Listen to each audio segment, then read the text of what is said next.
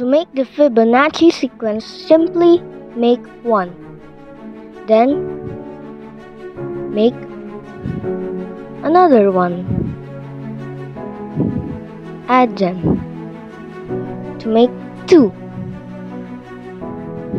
Now you add 1 and 2 again to make 3, and then so on. 2 plus 3, 5, and so on, so on, so on. This is the result.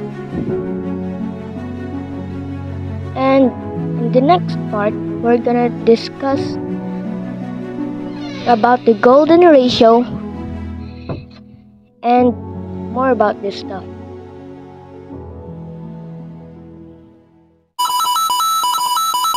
Thanks for watching. See you next time. Don't forget to like and subscribe to my channel.